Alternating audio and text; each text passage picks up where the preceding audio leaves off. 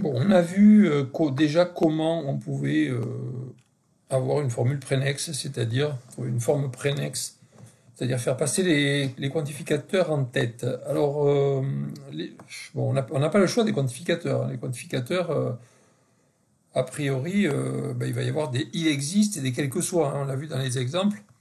On ne peut pas mettre en tête uniquement que des il existe ou des quel que soit. Bon, pourtant, c'est ce qu'on aimerait faire.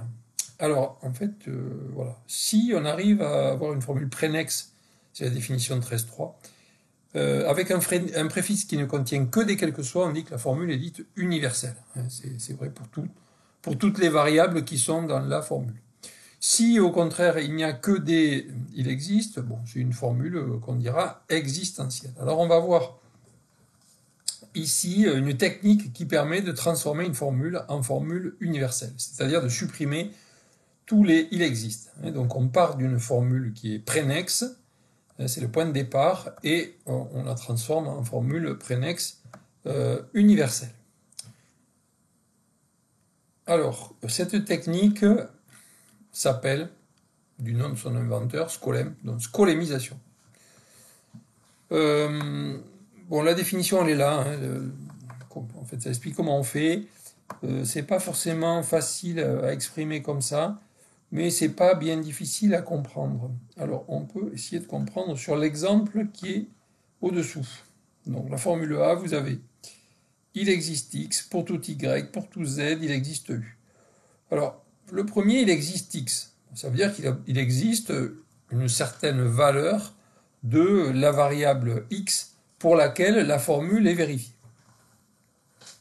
Alors, si on regarde cette formule, il faut déjà bien la regarder. Bon, elle est bien prénexe. Et alors, on a quoi comme objet? On a R qui est un prédicat, on a X qui est une variable, et là, on a G de Y et de U qui est un paramètre d'un prédicat. Donc, c'est forcément une fonction. Cette fonction est une fonction binaire. Y et U, ce sont des variables qui sont quantifiées ici. Je continue, j'ai grand S qui est un prédicat, petit a, petit y, petit z. Alors y et z, c'est des variables, mais petit a, on n'a pas encore rencontré. Petit a, avec la convention qu'on a choisie, petit a, c'est une constante. Et donc j'ai une fonction binaire. Alors comment on fait pour faire remonter, faire disparaître les quantificateurs il existe? Donc on va dire, ok, il existe un x pour laquelle la formule est vérifiée. Alors ce x, ben, c'est quoi? Ben, c'est une certaine constante, une certaine valeur de mon univers. Alors a priori, il n'y a pas de raison que ce soit, que la formule elle soit vraie pour petit a. Donc je vais prendre une autre lettre, et donc je vais dire que x, eh ben, il y a au moins une valeur de x pour laquelle ça marche, et cette valeur, je vais la nommer b.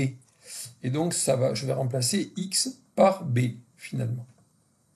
Bon, c'est comme ça que je supprime le premier, il existe. Le deuxième, il existe U. Vous voyez, en fait, il est placé en dernier, c'est-à-dire pour tout Y, pour tout Z, il existe un U.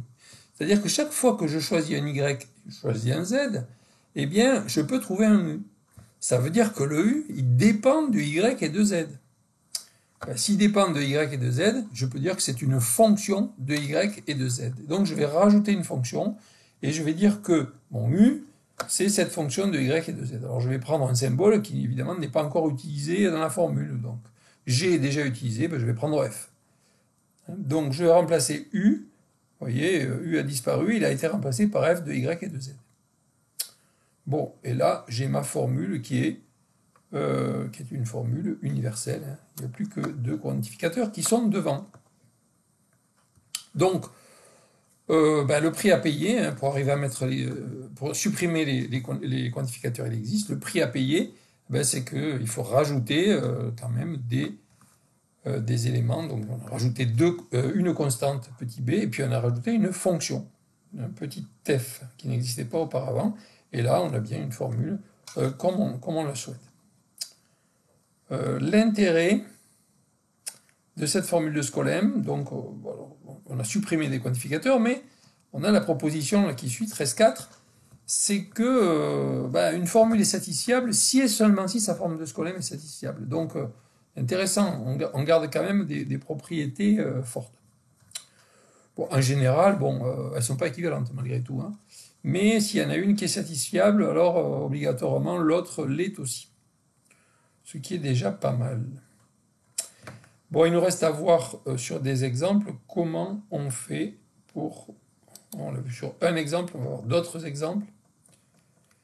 Donc, quelques exemples qui sont ici. Donc, on va commencer par le premier ici. Donc, on a deux quantificateurs. Bon, ça ressemble beaucoup à la formule qu'on vient de voir d'ailleurs. Donc, il existe x. Ben, je vais dire, donc je regarde les objets. Donc, il y a petit a, donc ça veut dire que x. Je vais prendre petit b. Et le petit u, là, ben, il dépend de y et de z. Donc, ça sera une fonction de y et de z. Bon, c'est l'exemple qu'on vient de voir, en fait. Donc, je ne recommence pas et je passe directement au suivant. Alors, pour tout x, il existe y. Je regarde ma formule. Qu'est-ce que j'ai dans ma formule? J'ai trois prédicats, un binaire, un quaternaire, et ici, j'ai un prédicat unaire. Pardon, grand A, il est unaire, il n'y a qu'un paramètre. Un argument, là, il y en a 4, et là, il y en a un, mais ici, on a un symbole de fonction, petit f, une fonction binaire. Donc, petit f est déjà utilisé. Il n'y a pas de constante là-dedans. Bon, par quoi je remplace mon il existe y? Eh ben, mon y, je vais dire que c'est une fonction de, alors je vais l'appeler f1 de x, puisque, voilà, c'est chaque fois que je choisis mon x, je peux trouver un y. Mon y dépend de x. C'est pour ça que je dis que y est fonction de x. Et puis, j'ai mon il existait. Et mon t, ben, il va dépendre du choix de x et de y. Donc, mon t, ça va être aussi une fonction, donc je vais l'appeler f2 de x et de y. Et donc, ma formule de Skolem, ça va être... Il n'y a pas d'équivalence, je ne mets pas d'équivalence, c'est la forme de Skolemisée. Donc, ça sera pour tout x, pour tout z, puisque il existe y a disparu, donc ça sera a de tc, on a dit, c'est f2 de x et de y, et r de z, f1 de x, x, t, c'est à nouveau f2 de x et de y, et b de f2 de x et y.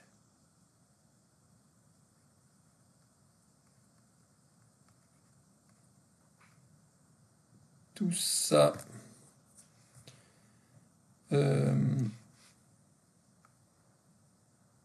voilà. Et bon, virgule z, je n'ai pas la place de terminer là. Bon, voilà, tout simplement. C'est pas très difficile. On continue. En voilà un autre. Alors, il existe x. Donc, là, c'est pas difficile. Il n'y a pas de constante. Donc, je peux choisir pour le x en question. Je vais dire, ben, c'est un objet petit a.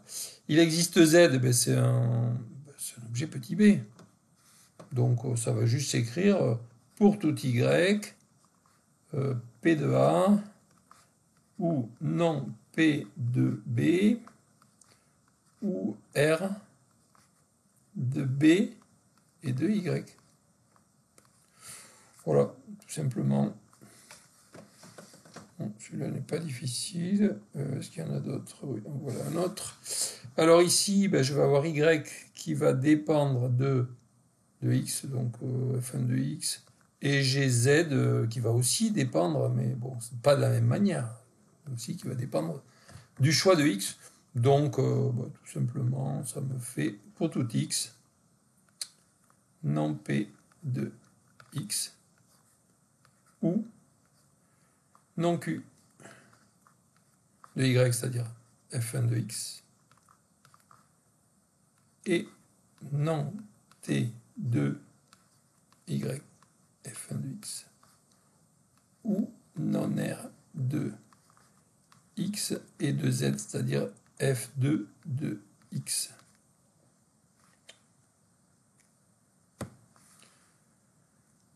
Alors, il m'a demandé des parenthèses, donc u de f1 de x et non t de y ou non r de x et de